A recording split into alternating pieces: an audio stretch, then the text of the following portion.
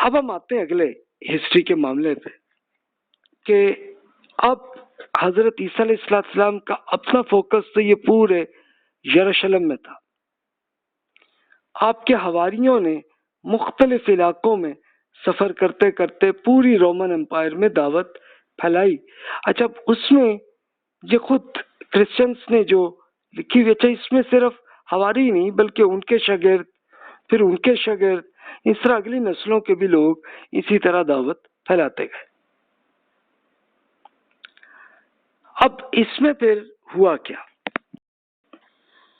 इसके लिए हजरत ईसा अलैहिस्सलाम की रुखसत पे ये कहा जाता है 33 CE में या 30 CE, ये दोनों मैंने इसलिए लिख दी हैं। जरा इसमें कुछ 100% एग्जैक्ट साल वो कंफर्म नहीं है, लेकिन एक ये अंदाजा है। तो इस अंदाजा ये कि 33 CE में आप अल्लाह ताला के हुजूर चले गए। यानी उसके लिए भी वो वाकया यही था कि खुद बनी इसराइल के कुछ मजहबी लीडर्स ने ये किया कि रोमन एम्पायर को जनाब ये कहा कि जनाब ये ईसा अलैहिस्सलाम पे जी हमारे मजहब के खिलाफ ये कर रहे हैं, इनको सलेब में लगाओ। तो वो मान गए। रोमन एम्पायर के जो थे उन्होंने ईसा अलैहिस्सलाम को पकड़ने की कोशिश की तो अल्लाह ताला ने इनको कर दिया। लेकिन उन्हीं का एक साथी के जो मुनाफिक था तो इसी को पकड़ लिया इन्होंने और उसी को सलेब में लगा दिया। ये वाकया हुआ। अब यहूदी तहरीकें उस जमाने में बड़ी बनी है, ये खुद ज्यूज की हिस्ट्रीज में पढ़ लीजिए। तुर्की के अंदर ये एक सेलेसिया एक तहरीक थी, ये कि गॉड मैन का तस्वुर, यानी खुदा जो है वो इंसान की शक्ल में आता है और इस तरह अपने अपने लीडर्स को खुदा करार देते रहे। जादू टूना और पुरस्रार उलूम ये फैलाते रहे। यानी यहूदियों में से तुर्की के एरिया में ये इन्होंने एक फिरका उनके यहाँ ये था। शाम में, शाम से मुराद सीरिया में, इनके की एरिया था मोजाती तहरीक, जिसमें मुर्दे जिंदा करना, बदरूहें निकालना। यानी अब वो एक्चुअली तो कुछ नहीं होता था। यानी हुआ ये था कि हजरत ईसा अलैहिस्सलाम ने कुछ मुर्दों को और कुछ लोगों को इस तरह से उनकी सेहत करती थी, अल्लाह ताला ने उनसे करके दे दिया था एक मौजे के तौर पे। तो इन्होंने इस तरह से, ये प्रोपेगेंडा ज्यादा था, करते खैर कुछ भी नहीं थे, लेकिन बस ये बदरूहें निकालना, यानी ये जादू टूना को खत्म करना, ये शायद कर लेते हो, लेकिन मुर्दों को तो जिंदा नहीं कर सकते थे। लेकिन प्रोपेगेंडा करते करते अपना ये सिलसिला करने लगे। मसीहाई तहरीक एक बहुत थी कि जो सियासी गुलामी से निजात के लिए, यानी कहते थे जी मसीह आने वाले, अब जो असल मसीह यानी हजरत ईसा अलैहिस्सलाम आ चुके थे उन पे ईमान नहीं रखते थे। और आजकल भी ज्यूज कि आप उनके अपने आर्टिकल्स, उनकी बुक्स को पढ़ ले, अभी भी वो मसीह का इंतजार कर रहे हैं कि वो हमारी एक सियासत को ठीक कर देंगे, हमें दोबारा सुपर पावर बनाएंगे। जो उनकी ख्वाहिश वही थी कि जैसे यानी अब से 3000 साल पहले हजरत सुलेमान अलैहिस्सलाम के जमाने में वो सुपर पावर थे, तो वैसे ही वो अब होना चाहते हैं, लेकिन हो नहीं पाए। एसीनी तहरीक एक थी कि जो तसव्वुफ और जंगलात में रियासतें और मुजाहिदे ये कर रहे थे। ये 4 तहरीकें बड़ी मशहूर हिस्ट्री में मिलती हैं कि ये पहली ईसवी कैलेंडर में यानी पहली सदी में ये रहा है। अच्छा, फिर ये जो इनकी मसीहाई तहरीक थी, इन्होंने फिर ये किया कि बाकायदा रोमन एम्पायर से एक बगावत कर दी इन्होंने। तो फिर तो ये हुआ कि खुद रोमन एम्पायर ने आके इन पे बड़ा एक्शन लिया। ये 70 CE में हुआ और हजारों अफराद बनी इसराइल के मारे गए। गुलामी, जितने बच गए उनको गुलाम बनाया, जिनमें जान छुड़ी तो वो किसी तरह भाग के जला वतन करके चले गए। और खवातीन जितनी भी पकड़ी गई तो इनको रोमन एम्पायर के फातिहीन यानी इनकी मिलिट्री के जो लोग थे, इन्होंने इनकी खवातीन को अपना गुलाम बना लिया ताकि उनसे अपनी एक ये ऐश करने लगे। अच्छा, अब ये हुआ ये कि वहां से ज्यूज का बड़ा हिस्सा कि अरब इलाके में आए। ये अरब ہسٹری میں بتاؤں گا کہ وہ کئی ایریاز میں جو بھی بچ کے جلا وطن کر کے آ سکے آ گئے، باقی کچھ مارے گئے اور غلام ہو گئے، اور وہ پھر رومن امپائر میں پھنسے رہے. انہی کی نسل ہے کہ پھر وہ یورپ میں رہی. حواری وہ تھے حضرت عیسیٰ علیہ السلام کے بڑے مخلص صحابہ تھے. انہوں نے دعوت کو ہر علاقے میں پھیلایا. پھر اس کے بعد کیا ہوا کہ حواریوں کی مسلسل دعوت، یہ 33 to 115 سی کا پیریڈ ہے، یعنی تب تک یہ 11 حواری جو ہیں ان میں سے کوئی نہ کوئی جو زندہ رہے تو وہ 115 سی کا ہے. یعنی ہوا یہ تھا کہ وہ رومن امپائر نے ان میں سے کچھ تو شہید ہوئے ہو گئے، لیکن رومن امپائر کو یہ پتا تھا چلو یار یہ کرسچنز کچھ ہم پہ بغاوت نہیں کرتے، ان کو کچھ نہیں کیا. اب یہ انہی کی ہسٹری میں یہ پتا چلتا ہے جیسے کئی اور لوگ وہ ایمان لائے تھے، ان کو ہم تابعین کہہ لیں کہ جو حواریوں کی دعوت پر جو ایمان لائے تھے. جیسے کہ یوسف رحمۃ اللہ علیہ ایک صاحب تھے، تو انہوں نے کھیت بیچ کر دعوت کو کی رقم لگا دی تاکہ اس طرح سے یہ پورا کام کریں اور دعوت پہنچائے. ایک اہم واقعہ یہ ہوا کہ برناباس رحمۃ اللہ علیہ، جو کہ یہ بھی ایک تابعی تھے، اور اسی طرح ایک سینٹ پال بھی ایک یہودی تھے، وہ بھی ایمان لائے تھے. تو ان دونوں میں ایک بڑا اختلاف ہوا تھا اور تب یہ دونوں کے الگ الگ فرقے میں.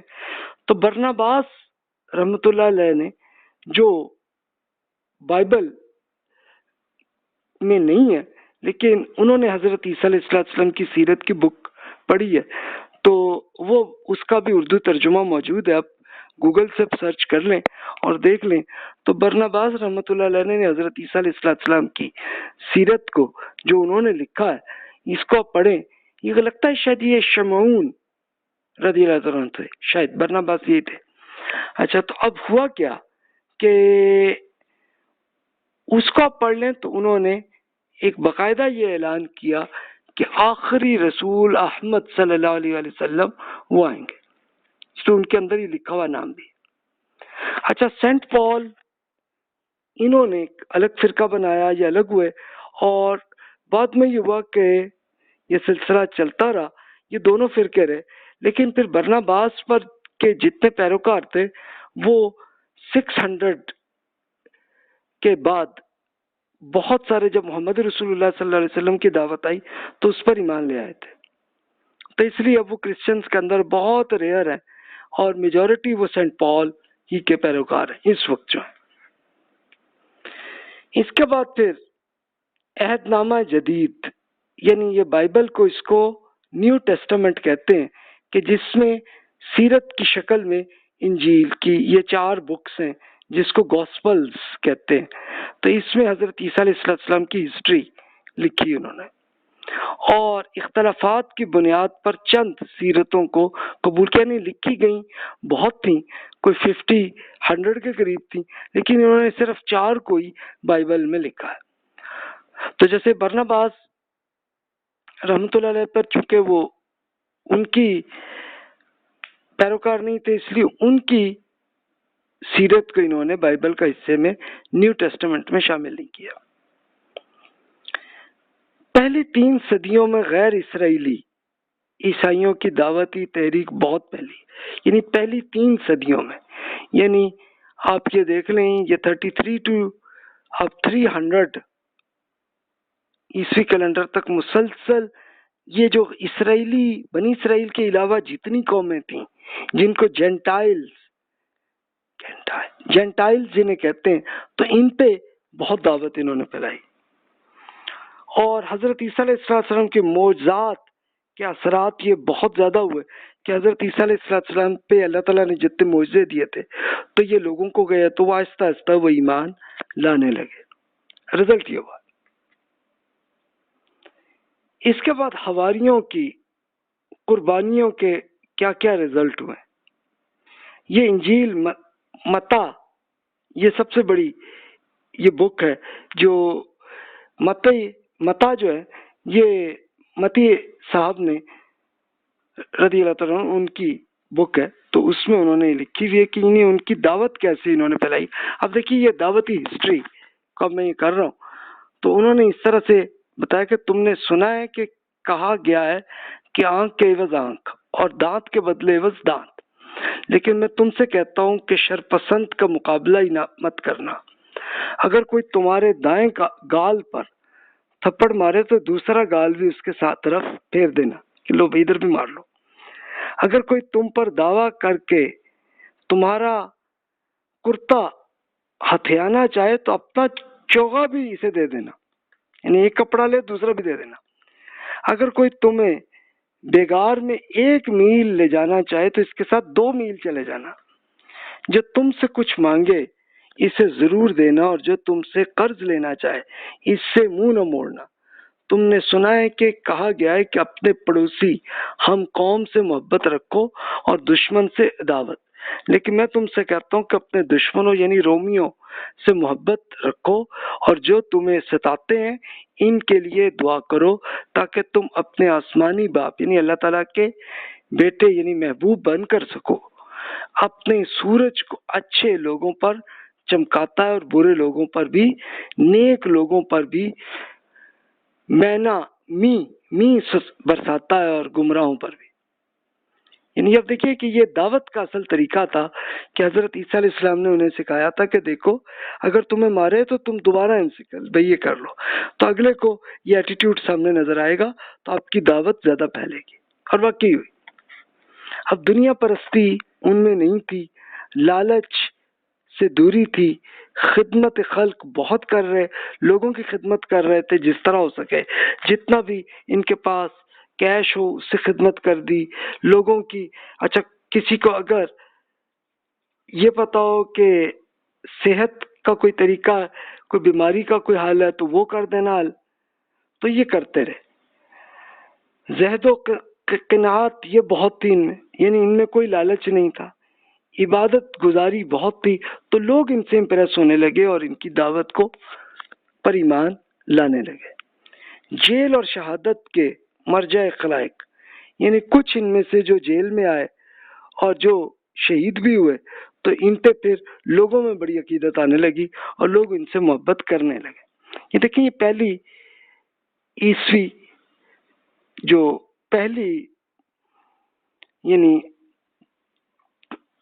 پہلی صدی میں یہ رزلٹ ہونے لگے کہ لوگ امپریس ہونے لگے، اور یہ دیگر اقوام یعنی جو رومن امپائر، جو ترکی کے لوگ تھے، اٹلی کے تھے، یعنی جو بنی اسرائیل نہیں تھے، وہ بھی آہستہ آہستہ ایمان لانے لگے. پھر اگلی نسلوں میں دعوت بہت پھیلی ہے. یہ 115 to 330 CE میں یہ بہت ہوا ہے.